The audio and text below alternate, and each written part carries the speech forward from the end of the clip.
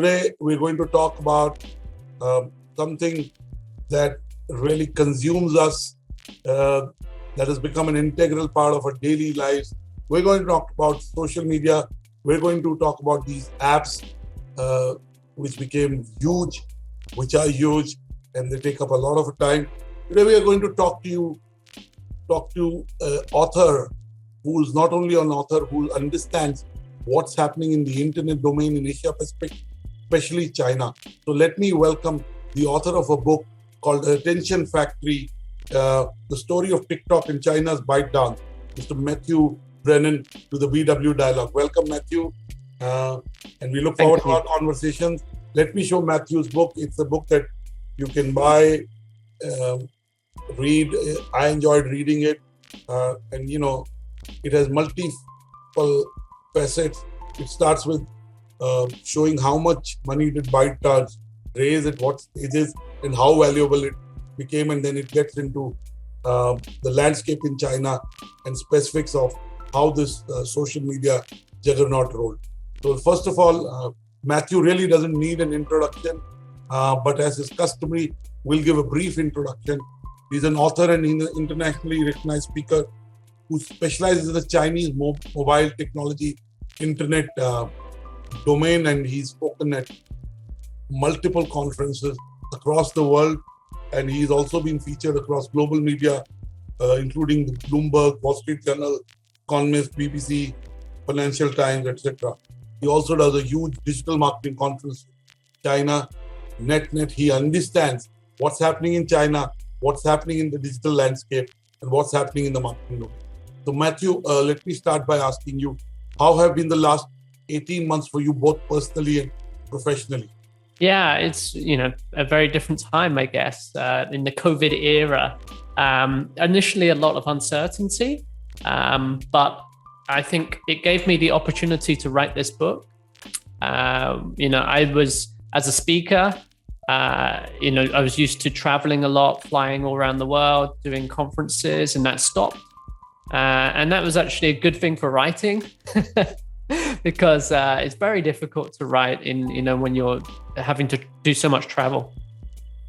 So I was able to stay in one place and actually get into what I really love, which is research and speaking to lots of people in the industry about one of the most globally important companies in the internet sector today, which is Bytedance, where the book's about, and the history of the company. How did they grow so fast? And it's a very young company, right? And it's only about 10 years old now. And so really digging in there and telling the story of the rise of TikTok and Bytedance and putting everything together with all the data and what happened inside China, because I speak Chinese and I'm able to find all the sources there relevant, but then also the global story, which includes India and Western markets and Silicon Valley and Facebook and Google, etc. So that was great. And then since then, I've been promoting the book, and I'm also working on some new projects for China cross-border e-commerce industry. Might be the next one, hopefully, fingers crossed. Thank you, Matthew. And Matthew, a lot has changed in the last 15 months. What, in your view, has changed for permanent, and what is a transitory phenomena? And we'll be back to our old habits when we have a chance.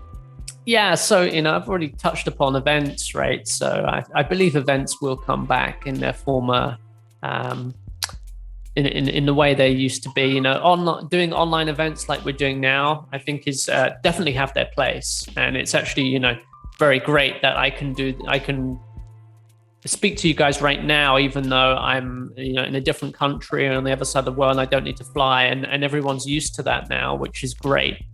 But offline events definitely still have their place, and I think the personal connection and the networking can't be truly replaced. On the other side, I think an area I'm looking at is e-commerce. So e-commerce definitely been accelerated by COVID greatly in many markets around the world. I think that's an acceleration, but it will stay. I don't see that going down. I think e-commerce in the long term has a has a very bright future still, and is a trend that will continue to increase as a percentage of all retail over the next 10 to 20 years, still going up. You can look at China and see the future of retail, where it's going. Thank you so much, Matthew. And when I was reading the book, I realized that you dedicated your book to your daughter, Millie. And that's a very Indian word. We also have Millie. We had a movie 50 years back, which is an iconic, not a common word, but a very beautiful word. Why did you dedicate your book to your daughter? I'm a father. I just felt like it's the right thing to do, and she's so important to me. So it's you dedicate the book to her. Especially during COVID, I was away from her for a long time. So that I was thinking of her every day and calling her a lot. So she's definitely one of the most important people to me. So why not, right? Of course, that being a father, I know that. So now let me dive into the book, The Attention Factory.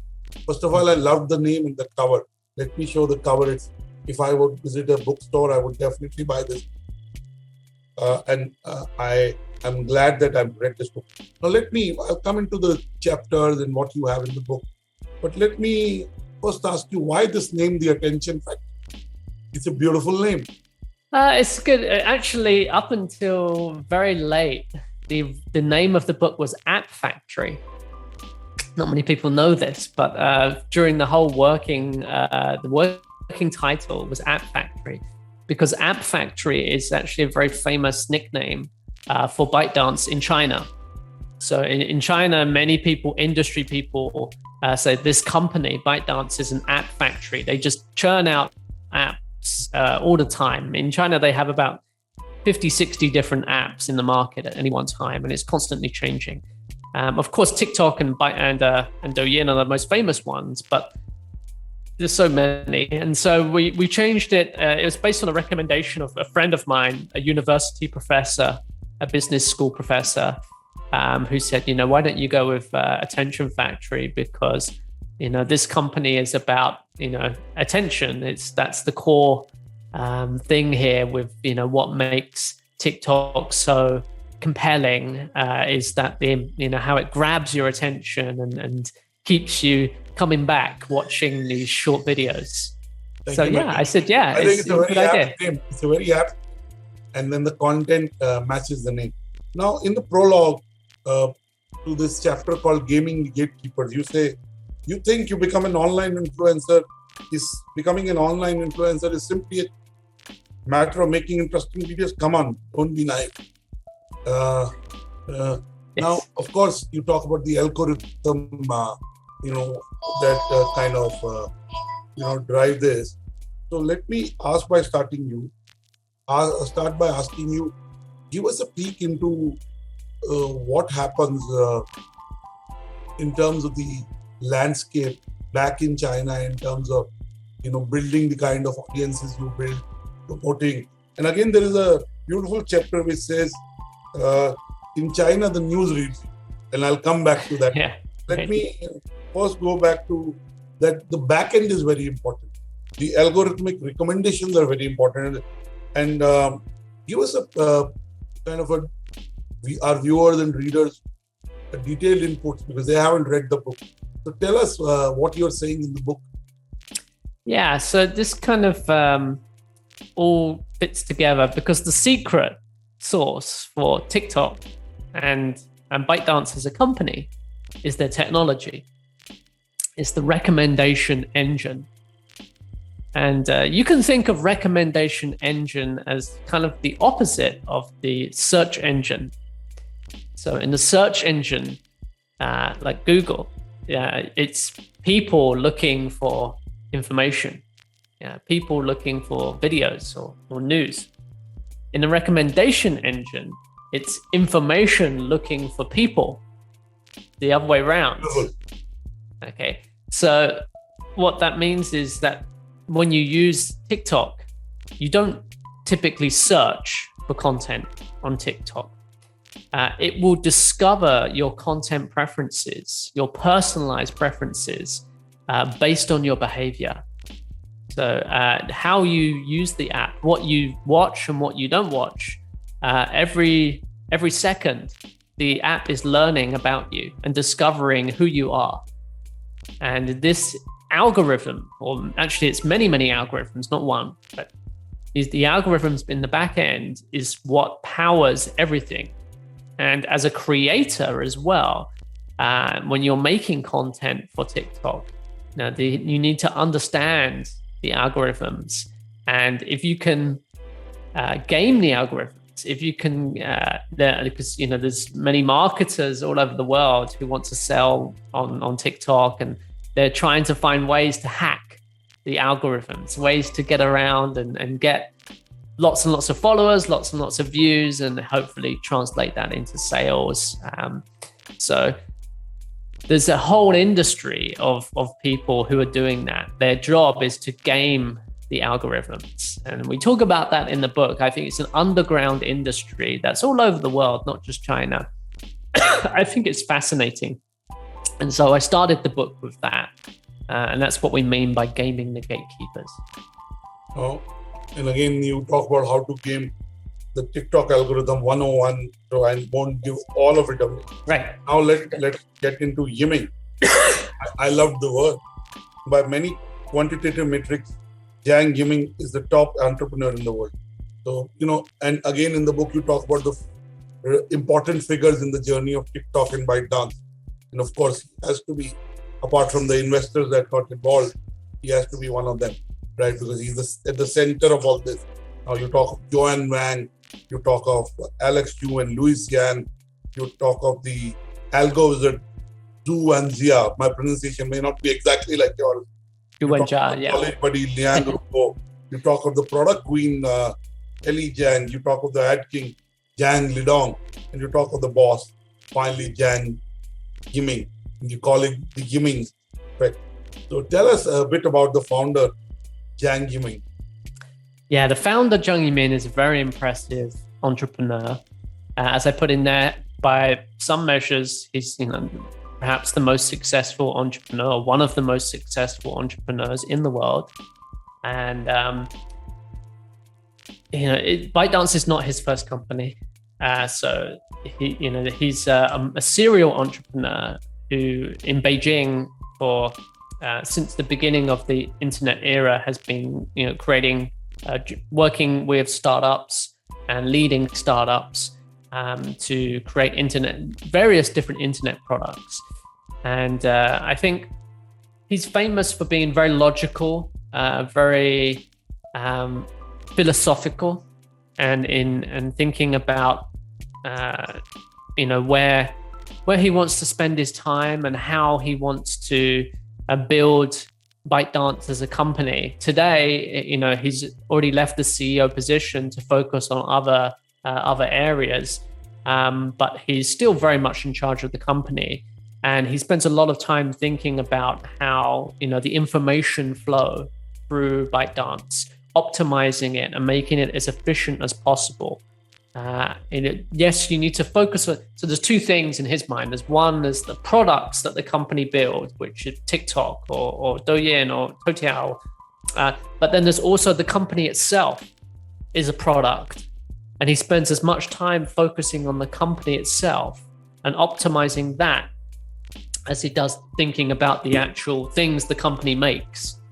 So he's a very thoughtful person, extremely well read. We start the book talking about early on about that, how if you want inspiration of why you should read more books, then you can look at Zhang Yiming, one of the most successful entrepreneurs in the world. He's a voracious reader and he reads books all the time, and that has really contributed to his discipline in thinking about where to put, starting the actual company, right? The timing of Bytedance, we can look back now in 10 years later and say, that's the right time to start this company at the beginning of the mobile internet revolution in China.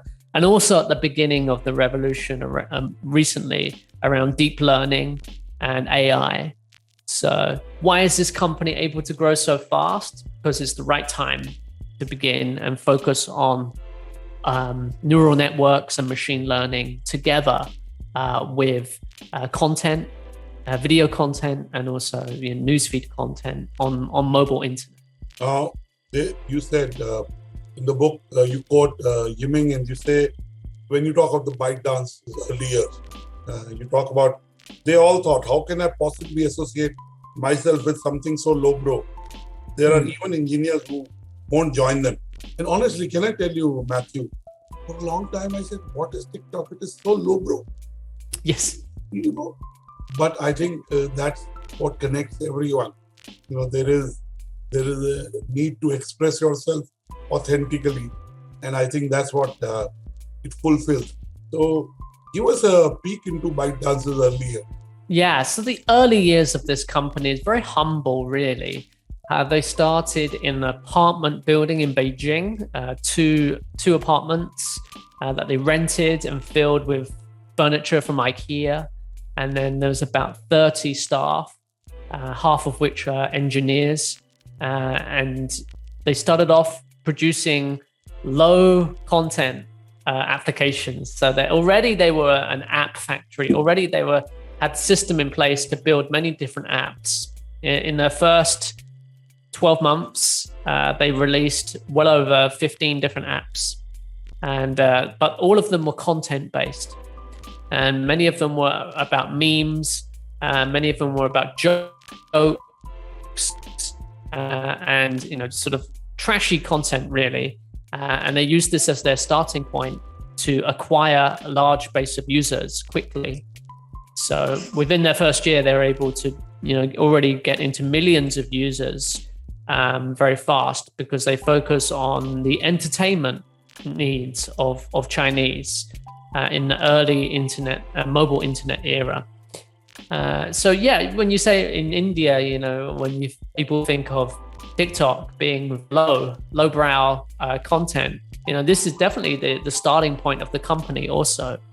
Fact is, for an application like TikTok, most people consume the content for entertainment purposes, and the entertainment needs of many people, it is quite low. A lot of the content is very, silly comedy skits, or just dancing or singing, and not have very high intellectual, value in terms of but that in some content. way, it democratizes internet, democratizes, creation. It creates stars. It has created stars. Yes, it does. Yeah. Now, it's quite interesting. The content's so mindless sometimes, but the technology behind it's so advanced. So you've got this a very interesting situation: high technology with low brow content. Now let me go from the chapter recommendation from YouTube to TikTok. And let me also talk to you about in my view, the most important chapter. In China, the news reads you. So give us a peek into these two chapters. Yeah, so it's mostly talking about Toutiao, which is the original flagship product of ByteDance. Now, Toutiao is a household name in China. Basically, everybody knows this app. But it's not well known outside China. So many of the readers will probably not know Toutiao. But we explain it in detail, why the technology that ByteDance is famous for was basically built for Toutiao. So Toutiao is a news feed. It's kind of like Facebook, but without the social network. So you can think of it as the Facebook app without the friends. And the recommendation engine, the recommendation technology was originally built for Toutiao, and then it was later adapted to TikTok. So without Toutiao, there can be no TikTok, right? So that's why we need to talk about it in the book. It's very logical progression looking back. And so the secret sauce here is they're really discovering your content preferences for articles, for written content, and then later adapting that for video content. While I'll come to the chapters in the book and the content in the book, let me ask you two questions. One, where do you think the next level of growth in the Chinese internet mobile e-commerce domain will come? What's happening? Give us an overview as we speak today in September 2021. What should we expect over the next 6 months? I'm not even talking of 2 years, 3 years. What's changed in the last 18 months? I know you talked about the e-commerce. For India or for China? China. For China. Right now, an expert on China and India, lesser. And again, I support your point of view that the e-commerce is going to just accelerate at a pace that we can't imagine. In US, from 2000 to 2020, the Chinese e-commerce, the American e-commerce market as part of the overall retailing was 16% in 20 years. But in the last 18 months, it has gone from 16 to 27. So 11% growth in 18 months and 16% in 20 years. So clearly that leapfrogging is happening, that acceleration is happening. Give us some trends from China that may have a huge impact on the world. Yeah, so I think in China, e-commerce, which was very centralized before, we're seeing different forms of it. And the one that has sort of had the highest growth recently is live stream e-commerce. Live commerce is what it's being termed now. And I think TikTok will be bringing this to many markets around the world because live stream now is increasingly an important part of the TikTok experience.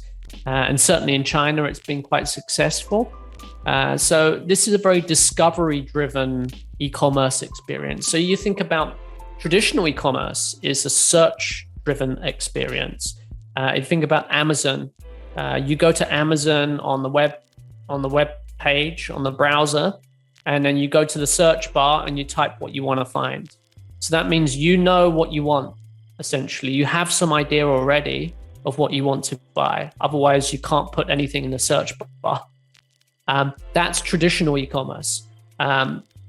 The sort of new wave that we've seen over the last 5 years and is still a big trend in China is discovery-driven or recommendation-driven e-commerce, where it's more about a recommendation feed. You're scrolling or you're browsing content and you don't know what you want to buy. You want to be inspired. You want to discover.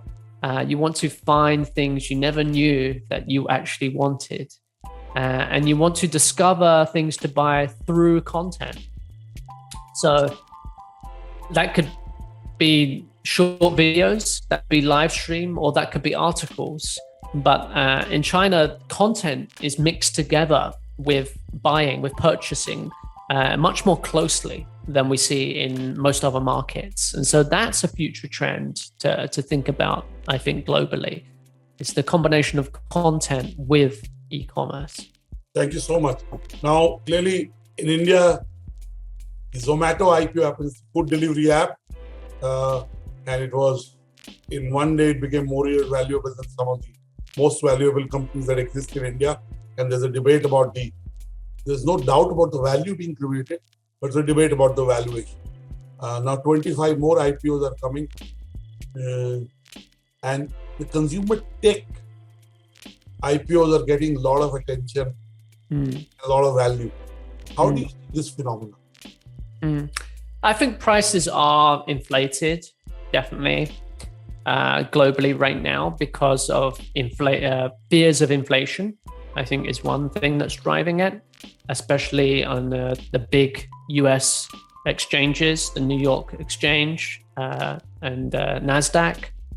You're seeing that institutional investors and retail investors are both, using equities and stocks to make a hedge against inflation.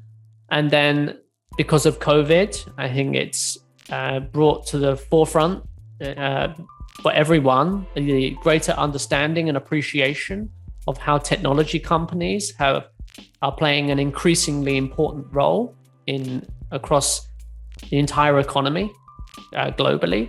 So you're seeing stocks like Apple, Tesla, Facebook, etc., just going up and up and up.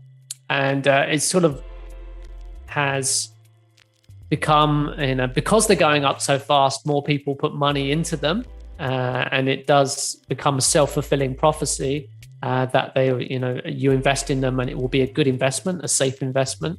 But I think at the end of the day, there is still these companies do have very strong financials, and if we look at Bytedance, for example, the valuation, and because Bytedance is not a publicly listed company yet, it's still private. So the valuations we have for Bytedance are on the secondary market, and the most recent ones I'm hearing is about $400 billion, which is roughly a little bit less than half of Facebook, with revenue last year of about $37 billion US dollars, most of which is advertising revenue, and mostly weighted towards the mainland China market right now. Although the fastest growing is obviously TikTok, and that's outside China. So for this company, there is strong demand for the stock in Bytedance, and it does have a very high growth and strong foundation for business. Today it's advertising, but tomorrow there can also be a strong element of e-commerce, I believe, and gaming is also an area it's looking at. So valuations are frothy right now, but I think of when we talk about the company we're looking at today, I think they have a very bright future and a very strong foundation. Thank you so much, Matthew. I can go on talking, but let me at this point bring in my editorial colleague, Vasudha Mukherjee. Vasudha is much younger than me, and she'll bring a different perspective to the conversation. Vasudha, you and Matthew and the attention factor. Let me hold it once. Thank you, Dr. Batra. And thank you, Matthew, for joining us today. We're very excited to have you on our platform to speak about this book. I think this book is just so exciting on so many different levels because TikTok took the world completely by storm. And like most of us, like you, I also thought that this was so cringy, but everybody was talking about it. Everybody was on the platform, everyone was using it. So there was no escaping TikTok. And I just want to ask you, because this was one of the first books, at least in the English language, that kind of talked about Bytedance. Like what brought Bytedance to your attention? I mean, you were in China when all this was starting, but what was the point when you realized that this is something that's very big? Yeah, exactly. I think that the main advantage I had for being so early to see this trend is actually being in China. That's being on the ground and using the Douyin, the Chinese version. I was a heavy user of Douyin as early as 2017. So definitely, I believed in the product. I believe in the platform, and I can see the value it had. Another factor was also having friends who worked at Bytedance. So having insiders who were working early on TikTok and speaking to them regularly. Back in the very early days, there was a lot of skepticism around whether Bytedance with TikTok could be as successful outside China as Douyin had been inside China. It wasn't obvious that success could be replicated. But for me, I was more positive on it because one of the big factors was I saw that actually in China, a lot of foreigners like myself, expats who lived there, also were, loved using the China version. And there was many creators on the platform who were foreigners who were doing very well. So this gave me a lot of confidence, I think. So those are the key factors. Yeah, and it also seems like in China and East Asia in general, they seem to have their own versions and a completely their own entertainment industry, right? They have their own search engines, they have their social media platforms, and this is just the one that became global. And it started out with musical. Please, you were about to say something. Sorry? I thought you were about to say something. Yeah. So you just your point on in a different market. I think China's very different, obviously, and South Korea I think is also quite different. Those are the two ones that stand out. Japan is a little bit different, but yeah, in terms of there's not that many markets that have their own ecosystems. India's building one now, right? but I do feel that more and more markets will localize over time is my hope. And, I strongly support the local Indian ecosystem of internet companies to build their own products and, create their own ecosystem similar to other East Asian markets. Yeah, and since you do bring that up, I did want to ask, we did ban TikTok in India, and everyone assumed that, there would be some company or some app that would come and sort of build that back. We have a lot of tech entrepreneurs here. Why do you think no one was able to do that? Do you have an opinion on the matter? Yeah, from what I hear, it hasn't happened, right? But obviously, Instagram has its own version, Reels, and YouTube has YouTube Shorts. So these are direct competitors to TikTok. They're essentially clones of TikTok that have been built into other successful large products. So I'm sure there's people will be using those. But I think there still is a room for a dedicated local competitor, but it's not easy to create TikTok. As we talked about earlier, there's a lot of heavy technology in the background that would be very difficult for a startup today to replicate. I think the technical requirements for building something similar to TikTok is very high. But you can start off as Musical.ly did with something much simpler and build from there. And the other key to the success is replicating the content ecosystem and fostering an ecosystem of content creators, which is something that Bytedance also executed really well globally in doing. And part of that is actually directly paying small influencers to create content. That's a very common tactic.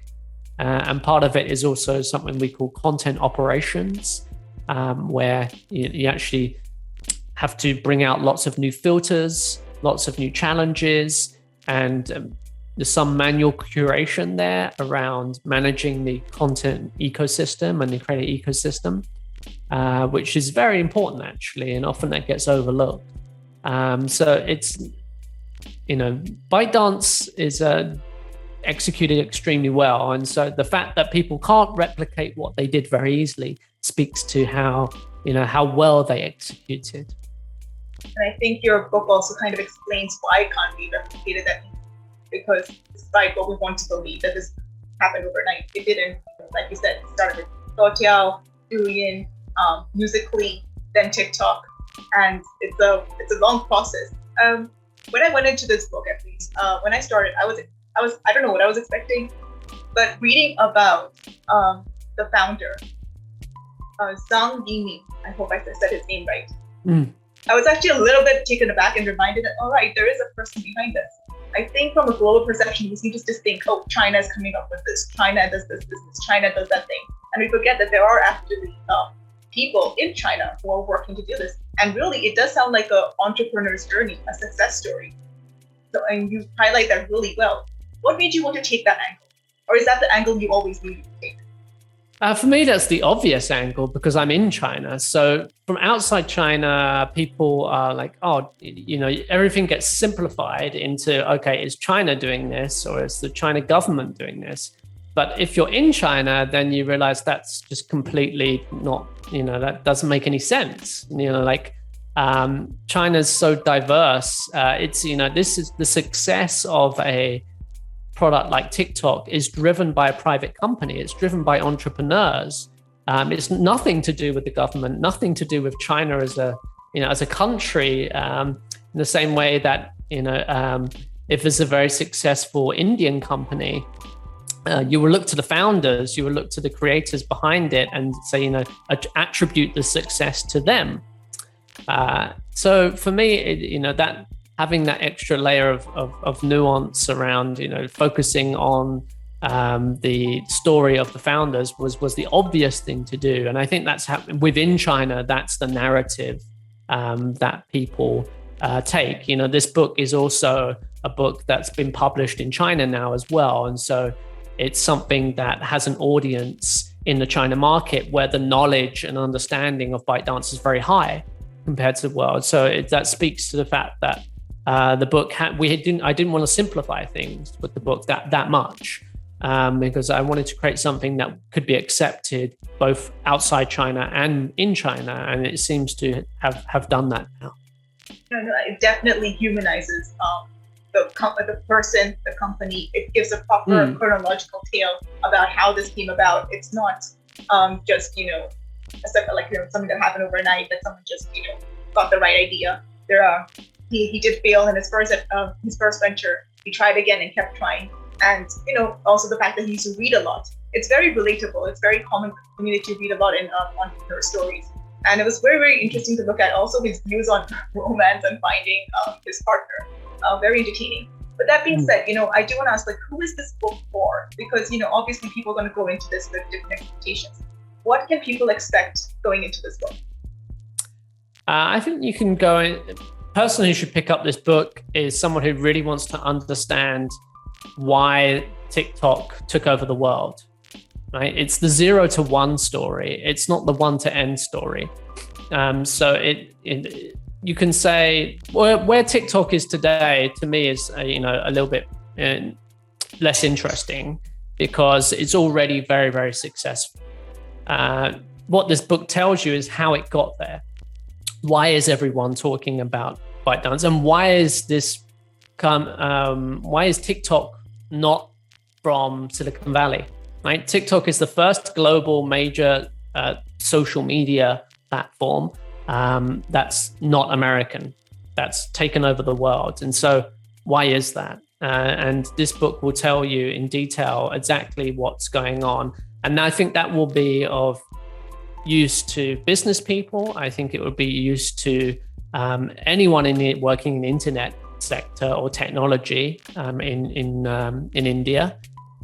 And it can also be of use to anyone who's was a hardcore TikTok user, I guess, who wanted to know the real story behind TikTok. This is the only book on the market that will tell you that at this level of detail and not simplify or politicize or we're actually giving the real factors of success here. Which is partly technology and partly is the human story as well.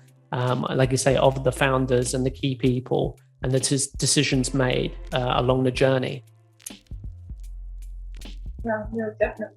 Can you tell me about some of the misconceptions that people have about TikTokers, and Bytedance that you may be addressing?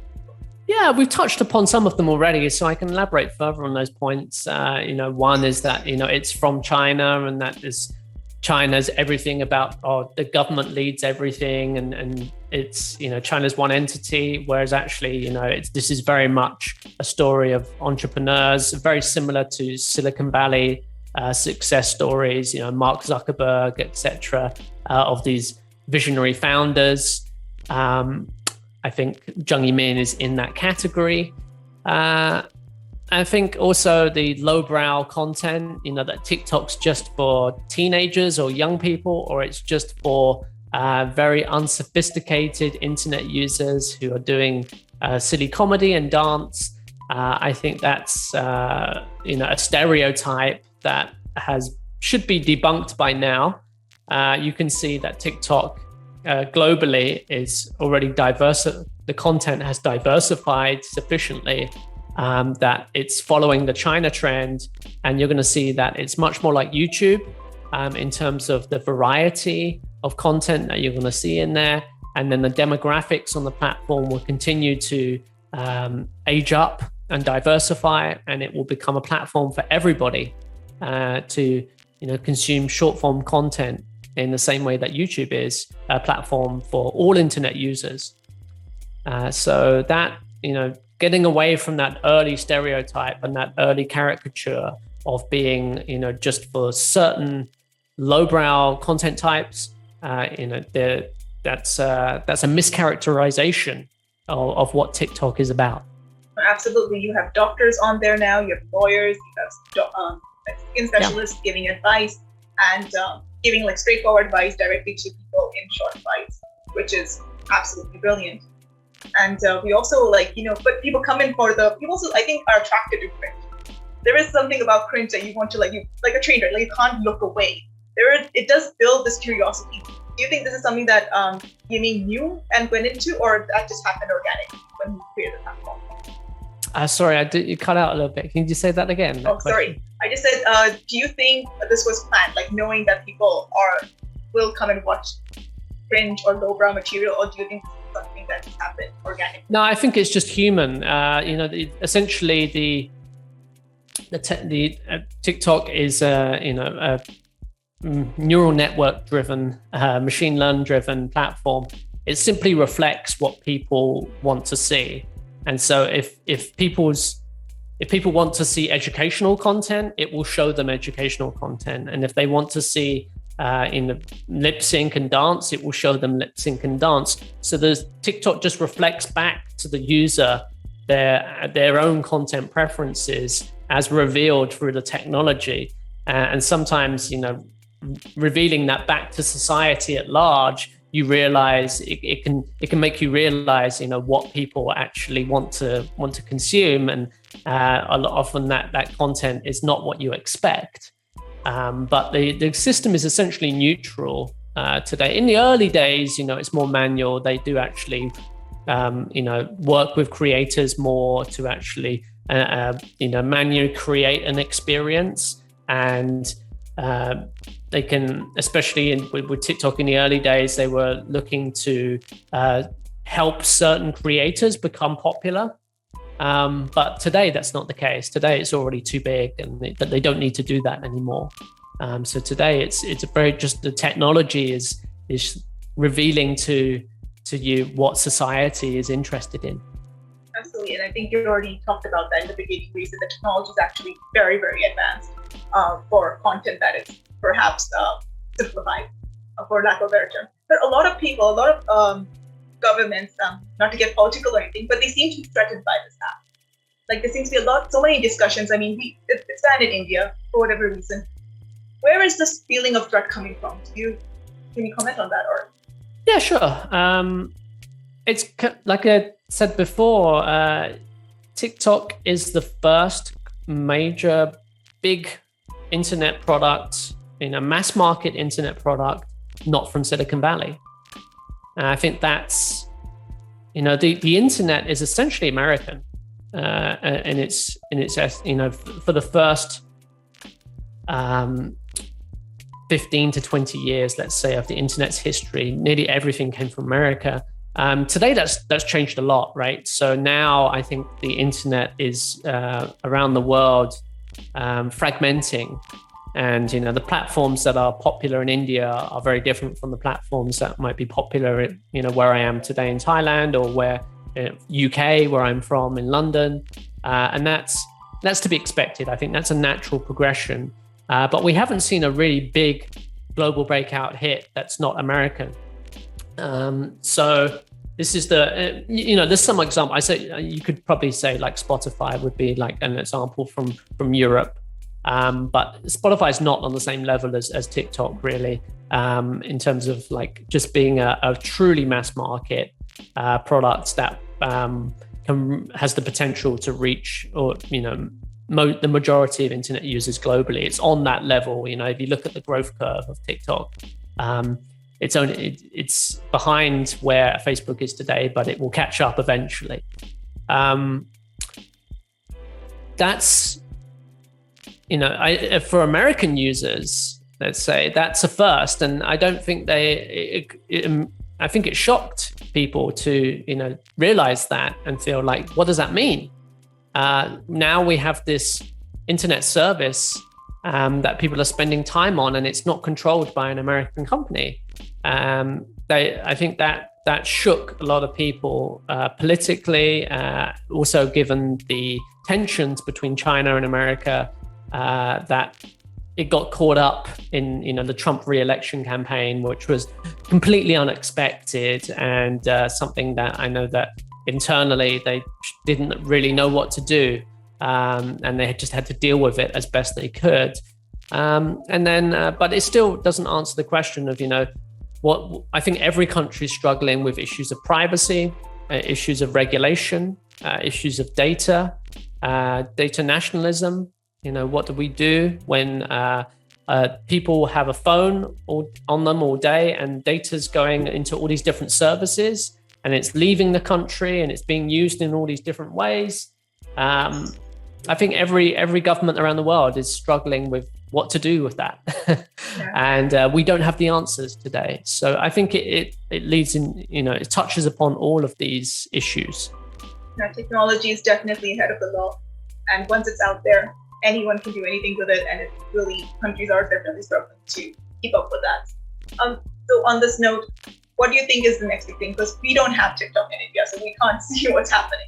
But what's the next step for Bytedance? Maybe not TikTok, but Bytedance. Yeah, for Bytedance, they're moving into areas like gaming, like enterprise productivity, e-commerce, as well as being mentioned earlier. These are the areas that the education actually is a big one as well. So they're moving into all these different adjacent internet services areas. That's the sort of app factory aspect of the business. They're doing that mostly in China today. I think they're being more cautious outside China because of the political tensions, especially. And that, TikTok's doing so well right now that they don't really need to. They're sort of struggling internally still to keep up with that growth and get a stable teams around the world that are working efficiently before they can actually really, start to diversify their portfolio of offerings. But that certainly is coming. And there's, a couple of examples of that. Lark is their enterprise messaging tool. I don't know if that's available in India or not, but certainly that's done well in many markets and offers an alternative to Google services or from other companies, things like Slack.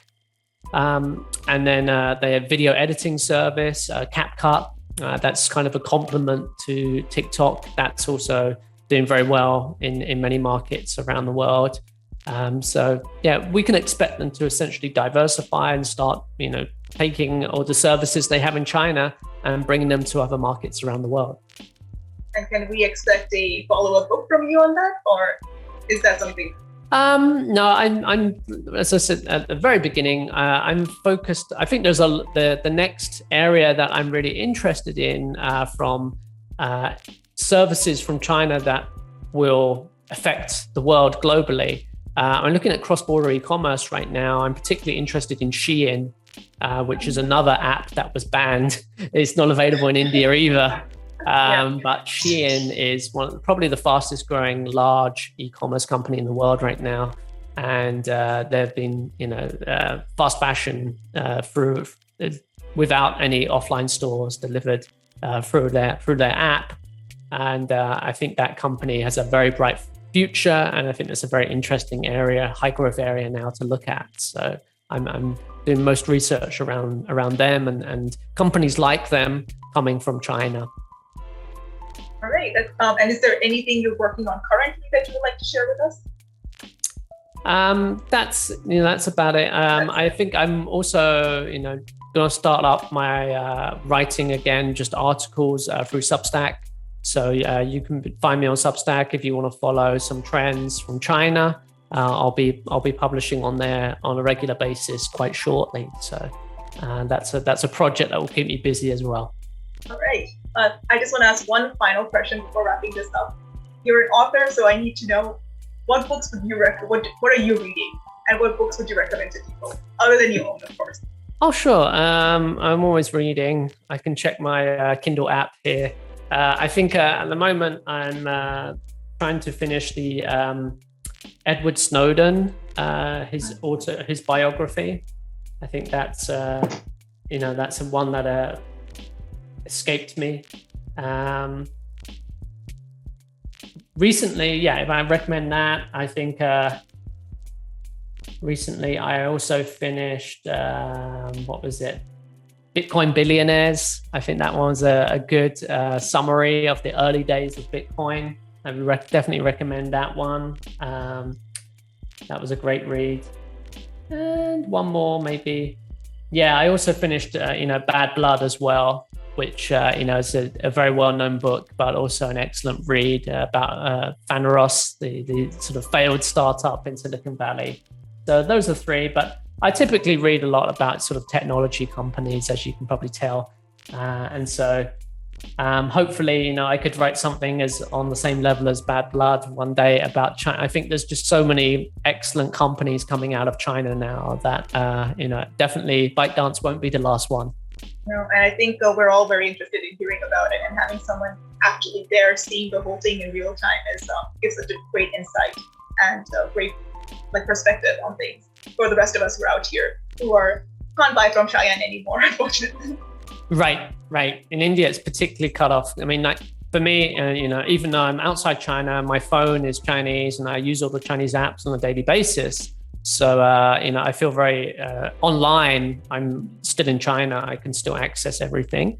But it's very difficult for people outside China to really have that same level of understanding. So I appreciate it's really difficult to really get in the picture of what's going on in China, even though we all know that there's definitely stuff going on in technology now. So hopefully my Substack can be somewhat a bridge there to cover a wider variety of things happening. All right. Well, thank you so much for joining us today, Matthew. And where can we find your book? Well, it's in bookstores all across India, I hear, and I've seen lots of pictures. So I have, you can just go down to your local bookstore and pick it up. If not, you can get it on Amazon. So it's available on Amazon, on Kindle, and also on Audible if you want to listen to it. All right, perfect. Thank you so much. And you heard it here first. Attention Factory, the story from Matthew Brennan himself, the story of TikTok and China's Bytedance. Thank you, Matthew, for coming here. And anyone who wants to rewatch this can find it on all those nice platforms: YouTube, LinkedIn, Facebook. Not TikTok. But not TikTok. Not TikTok. Yeah. Well, cool. Thank you for inviting me. My honor to be here.